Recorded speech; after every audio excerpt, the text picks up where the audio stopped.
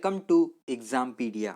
आज है 15 जून 2020 और 15 जून 2020 से करंट अफेयर्स के जितने भी इम्पोर्टेंट क्वेश्चन हैं उन्हें हम इस वीडियो में डिस्कस करेंगे। तो चलिए शुरू करते हैं।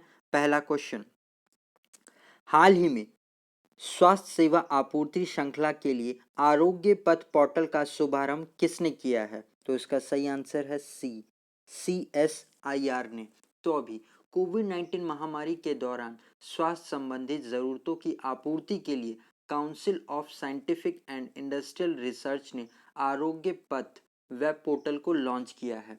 इसमें PPE kit, medical equipment, diagnosis kit भी शामिल हैं। आरोग्य पथ पहल से राष्ट्रीय स्तर पर सप्लाई एंड डिमांड की रियल टाइम अवेलेबिलिटी कराने के लिए शुरू किया गया है, जो वर्तमान में कोरोना वायरस महामारी की स्थिति के साथ भविष्य में सामान्य स्थिति से निपटने के लिए शुरू किया गया है। अब यहाँ CSIR की बात हुई है तो इसकी स्थापना 1942 में हुई थी। इसका हेडक्वार्टर नई दिल्ली में है और इसके डायरेक्टर जनरल हैं शेखर S मुंडे। तो इनका भी नाम आप जरूर याद रखिएगा। अब आगे बढ़ते हैं। हाल ही में किस राज्य ने दिव्यांग आंगनवाड़ी कार्यकर्ताओं को कोरोना योद्धाओं का दर्जा दिया है? तो इसका सही आंसर है बी, मध्य प्रदेश ने। तो अभी मध्य प्रदेश सरकार ने दिव्यांग आंगनवाड़ी कार्यकर्ताओं को कोरोना योद्धा यानी कोरोना वॉरियर्स का दर्जा देने की घोषणा की है, क्योंकि इन लोगों ने कोरोना संकट के दौरान काफ़ी महत्वपूर्ण भूमिका निभा रहे हैं। जैसे कि ये इन दिनों लोगों के घर घर जाकर पौष्टिक आहार वितरण कर रहे हैं और साथ ही उन्हें कोरोना वायरस संकट के बारे में जागरूक भी कर रहे हैं। इसीलिए मध्य प्रदेश सरकार ने इन्हें को कोरोना योद्धा का दर्जा देने का घोषणा किया है। अब यहाँ मध्य प्रदेश की बात हुई है तो ये रहा मध्य प्रदेश का मैप। इसकी कैपिटल है भोपाल, जहां पर भारत का पहला ई वेस्ट क्लिनिक भी खोला गया है। मुख्यमंत्री हैं शिवराज सिंह चौहान, गवर्नर हैं लालजी दास टंडन और यहाँ पर कई इम्पॉर्टेंट नेशनल पार्क्स भी हैं, जैसे कि Bandhavgarh national park, Kanha national park, Panna national park, Satpura national park, Madhav national park, Pench national park, Van Vihar national park और संजय नेशनल पार्क। इसके अलावा अभी श्रम सिद्धि योजना को भी मध्य प्रदेश में ही शुरू किया गया था और बुखार क्लीनिंग सेवा को भी मध्य प्रदेश में ही शुरू किया गया है और दीदी वाहन सेवा को भी यहीं पर शुरू किया गया है। और श्रमिकों को रोजगार देने के लिए रोजगार सेतु योजना को भी मध्य प्रदेश में ही शुरू किया गया है और भारत में पहली बार FIR आपके द्वार योजना को भी मध्य प्रदेश में ही शुरू किया गया है। इसके अलावा भी मध्य प्रदेश के पुलिस कर्मियों ने चरण पादुका पहल को शुरू किया था और अभी इनको कर्मवीर पदक से सम्मानित करने की घोषणा भी की गई है। इसके अलावा भी मानव व शहरी मंत्रालय द्वारा जारी की गई कचरा मुक्त शहरों की सूची में मध्य प्रदेश के इंदौर शहर को 5 स्टार रेटिंग दी गई है। तो इसे भी आप ज़रूर याद रखिएगा। और गाइज, अगर ये वीडियो आपको अच्छा लग रहा है तो आप इसे लाइक और शेयर ज़रूर करिएगा अपने फ्रेंड्स के साथ में। और अगर आप इस वीडियो को पहली बार देख रहे हैं तो आप इस चैनल को सब्सक्राइब ज़रूर करिएगा और पास में आए हुए आइकन को ज़रूर प्रेस करिएगा, तभी आपको आने वाले वीडियोस के नोटिफिकेशंस मिला करेंगे। अब आगे बढ़ते हैं। 2022 तक किस राज्य के सभी सरकारी कार्यकाल ई कार्यकालों के रूप में कार्य करेंगे? तो इसका सही आंसर है सी, अरुणाचल प्रदेश। तो अभी अरुणाचल प्रदेश के मुख्यमंत्री प्रेमा खंडू जी ने घोषणा की है कि राज्य के सभी सरकारी ऑफिसेस 2022 तक ई ऑफिसेस के रूप में काम करना शुरू कर देंगे, जिसकी शुरुआत 2016 में ही कैबिनेट के निर्णय के माध्यम से शुरू कर दिया गया था।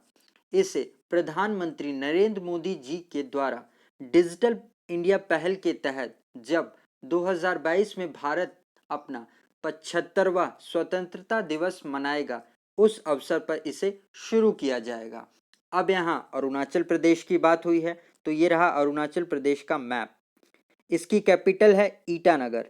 मुख्यमंत्री तो हैं प्रेमा खंडू और गवर्नर हैं ब्रिगेडियर BD शर्मा। तो आप इनका भी नाम जरूर याद रखिएगा। अब आगे बढ़ते हैं। हाल ही में पूर्वी नौसेना कमान के प्रमुख के रूप में किसने पदभार ग्रहण किया है? तो इनका नाम है ए विश्वजीत दासगुप्ता जी ने। तो अभी वाइस एडमिरल विश्वजीत दासगुप्ता ने ईस्टर्न नेवल कमांड विशाखापट्टनम में चीफ ऑफ स्टाफ के रूप में पद ग्रहण कर लिया है। विश्वजीत दासगुप्ता ये 1985 बैच की नेशनल डिफेंस एकेडमी से कमीशन्ड हैं। अब दूसरा ऑप्शन भी देख लेते हैं। तो बी PS राजेश्वरी, इन्होंने अभी अंडमान निकोबार द्वीप समूह के 14वें कमांडर इन चीफ के रूप में पदभार ग्रहण किया है। तो इनका भी नाम आप जरूर याद रखिएगा। अब आगे बढ़ते हैं। हाल ही में किस राज्य में 3 दिवसीय अनूठा उत्सव राजा परबा मनाया जा रहा है? तो इसका सही आंसर है बी उड़ीसा में।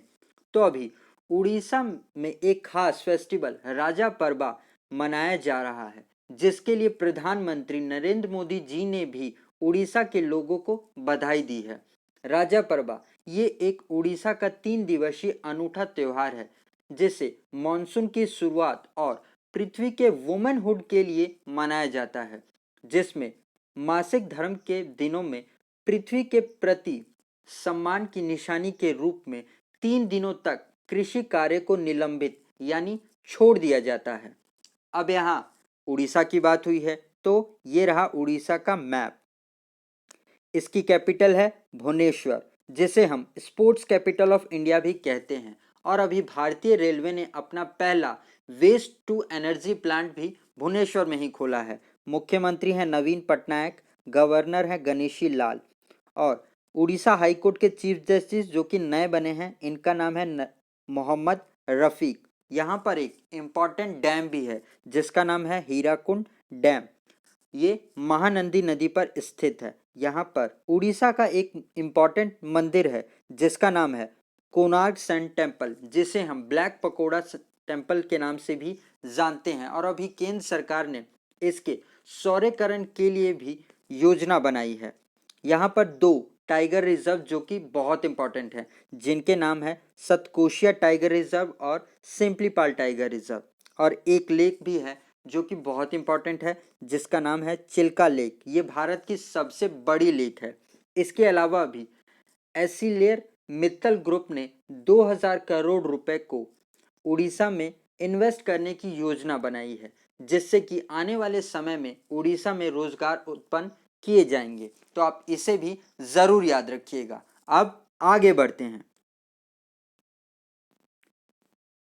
किस राज्य सरकार ने राज्य में निवेश अनुमोदन को कारगर बनाने के लिए एक नोडल एजेंसी का गठन किया है? तो इसका सही आंसर है सी उत्तर प्रदेश ने। तो अभी उत्तर प्रदेश सरकार ने राज्य में निवेश अनुमोदन और अन्य संबंधित प्रतिक्रियाओं को कारगर बनाने के लिए उत्तर प्रदेश के मुख्यमंत्री योगी आदित्यनाथ जी के अध्यक्षता में एक नोडल एजेंसी इन्वेस्ट यूपी का गठन किया है। इस एजेंसी के तहत उत्तर प्रदेश में 15 दिनों के भीतर निवेश से संबंधित प्रस्तावों को मंजूरी दी जाएगी।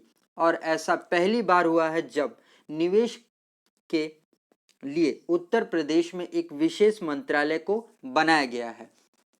अब यहाँ उत्तर प्रदेश की बात हुई है, तो ये रहा उत्तर प्रदेश का मैप। इसकी कैपिटल है लखनऊ, जो कि गोमती नदी के किनारे स्थित है। और हमारे रक्षा मंत्री राजनाथ सिंह जी का कंस्टिट्यूंसी भी लखनऊ ही है। मुख्यमंत्री हैं योगी आदित्यनाथ, गवर्नर हैं आनंदीबेन पटेल। इसके अलावा भी उत्तर प्रदेश का king George medical university Bharat का पहला सरकारी अस्पताल है प्लाज्मा थेरेपी का उपयोग करने वाला। और कोविड-19 के मरीजों को वेंटिलेटर वाले बेड देने की सुविधा देने वाला भी पहला राज्य उत्तर प्रदेश ही है। और अभी टूरनैट मशीनों को राज्य के हर जिले में स्थापित करने वाला भी पहला राज्य उत्तर प्रदेश ही है। और अभी बाल श्रमिकों के लिए बाल श्रमिक विद्या योजना भी उत्तर प्रदेश में ही शुरू की गई है। और राज्य के युवाओं के लिए स्टार्टअप फंड की शुरुआत भी उत्तर प्रदेश में ही की गई है, तो इसे भी आप जरूर याद रखिएगा। अब आगे बढ़ते हैं। हाल ही में एचडीएफसी बैंक के कार्यकारी निदेशक के रूप में किसे नियुक्त किया गया है? तो इनका नाम है ए खाजिद बरूचा को। तो अभी खाजिद बरूचा को एचडीएफसी बैंक का फिर से कार्यकारी निदेशक नियुक्त किया गया है। अब दूसरे ऑप्शंस भी देखते हैं। तो बी अंशुमन शर्मा को अभी आईडीबीआई बैंक का डायरेक्टर नियुक्त किया गया है, तो आप इनका भी नाम जरूर याद रखिएगा। अब आगे बढ़ते हैं। किस बैंक ने ग्राहकों के लिए अपना आधारित तत्काल डिजिटल बचत खाता की सुविधा फिर से शुरू की है? तो इसका सही आंसर है सी एसबीआई ने। तो अभी स्टेट बैंक ऑफ इंडिया ने उन ग्राहकों के लिए आधार बेस्ड तत्काल डिजिटल सेविंग अकाउंट खोलने की सुविधा फिर से शुरू कर दी है, जो एसबीआई के योनो प्लेटफॉर्म का उपयोग करके ऑनलाइन अकाउंट खोलना चाहते हैं। योनो एसबीआई का एक डिजिटल बैंकिंग प्लेटफॉर्म है। इसके अलावा अभी 100% इमरजेंसी क्रेडिट लाइन गारंटी योजना के तहत एसबीआई ने सबसे ज़्यादा लोन्स को सैंक्शन किया है, तो इसे भी आप ज़रूर याद रखिएगा। अब यहाँ एसबीआई की बात हुई है, तो इसकी स्थापना 1955 में हुई थी। इसका हेडक्वार्टर मुंबई में है और इसके चेयरमैन है रजनीश कुमार, तो आप इनका भी नाम ज़रूर याद रखिएगा। अब आगे बढ़ते हैं। हाल ही में विश्व रक्तदाता दिवस कब मनाया गया? तो इसे मनाया गया है डी 14 जून को। तो हम 14 जून को विश्व रक्तदाता दिवस यानी वर्ल्ड ब्लड डोनर डे मनाते हैं। इस दिन को रक्त को दान देने के फायदे के बारे में जागरूकता बढ़ाने के लिए मनाया जाता है, जिसकी इस साल की थीम थी सेव ब्लड सेव लाइव्स।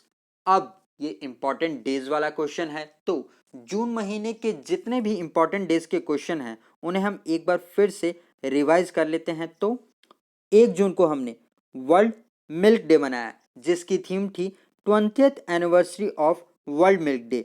2 जून को हमने तेलंगाना का स्थापना दिवस मनाया। 2 जून 2014 को तेलंगाना गठन किया गया था।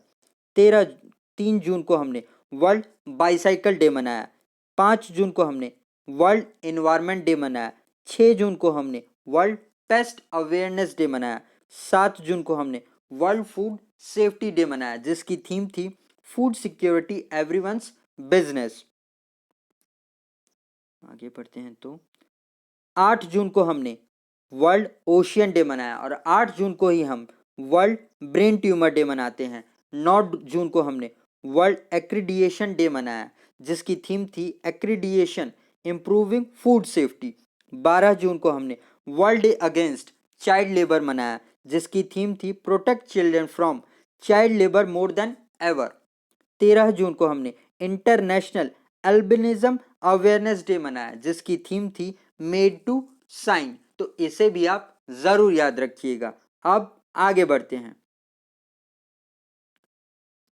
हाल ही में किस देश से लगभग 100 उच्च प्रौद्योगिकी वेंटिलेटर को दान के रूप में भारत लाया जाएगा? तो इसका सही आंसर है बी अमेरिका।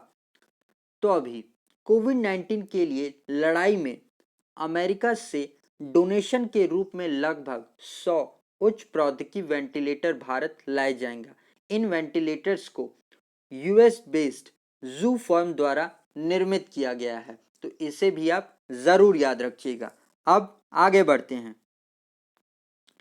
इनका नाम था सुशांत कुमार राजपूत। ये एक बॉलीवुड एक्टर थे जिन्होंने अपना करियर की शुरुआत टीवी सीरियल से की थी, जैसे कि पवित्र रिश्ता, और इनकी कुछ सुपरहिट फिल्में भी थी जैसे कि एमएस धोनी और छिछोरे। इन्होंने अभी 14 जून को फांसी लगा ली है, तो इनका भी नाम आप ज़रूर ध्यान रखिएगा। अब आगे बढ़ते हैं। तो गाइज, अगर अभी तक आपने इस चैनल को सब्सक्राइब नहीं किया है तो आने वाले वीडियोस के नोटिफिकेशन के लिए आप इसे ज़रूर सब्सक्राइब कर ले। और अगर आप इस वीडियो का पीडीएफ लेना चाहते हैं तो आप हमारे टेलीग्राम चैनल से जुड़कर ज़रूर ले सकते हैं। आज के लिए इतना ही। Thanks for listening.